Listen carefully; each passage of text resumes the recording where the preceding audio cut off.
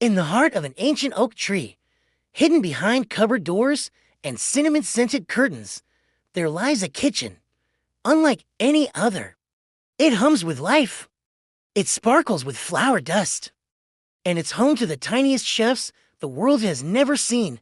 Not one, not two, but dozens of them. Tiny, cheerful, apron-wearing wonders, each no taller than a teacup. Today was no ordinary day. It was Pancake Day, and the kitchen was bursting with excitement. All across the counters, the tiny chefs were already at work, rolling giant eggs like boulders, scooping flour with nutshells, carrying butter wrapped in leaves, and arguing in squeaky whispers about who would flip the first pancake. The floor shook slightly as a group of them marched in line, carrying a giant burlap sack of flour on sticks like a royal treasure. Others wrestled with a floating milk bottle, trying to tip it just enough to collect 1 cup. A spoonful of vanilla was passed like a golden torch. And somewhere in the chaos, a small chef got stuck inside a sugar jar again. But no matter how clumsy or chaotic, the kitchen moved with purpose. They gathered their ingredients carefully. 1 cup of flour, 2 tablespoons of sugar, 1 teaspoon baking powder, a pinch of salt, and in another glowing bowl, 1 egg, 1 cup of milk, 2 tablespoons melted butter, 1 teaspoon of vanilla. Teams formed quickly, the mixers, the holders, the pourers. Everyone had a job. Everyone had a smile. Wooden spoons spun like propellers. Batter swirled with golden sparkles.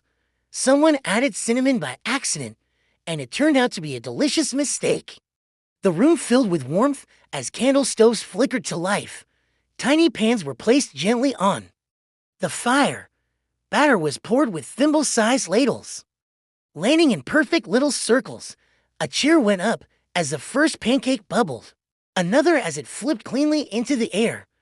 The third, well, it stuck to the ceiling, and someone had to climb a spaghetti ladder to fetch it. More pancakes followed, golden, soft, and slightly uneven just the way they liked them. Soon, it was time for toppings. A team of decorators arrived with berries like balloons, syrup drops as big as their heads, and powdered sugar that floated through the air like fairy dust. 1 pancake was turned into a smiling face.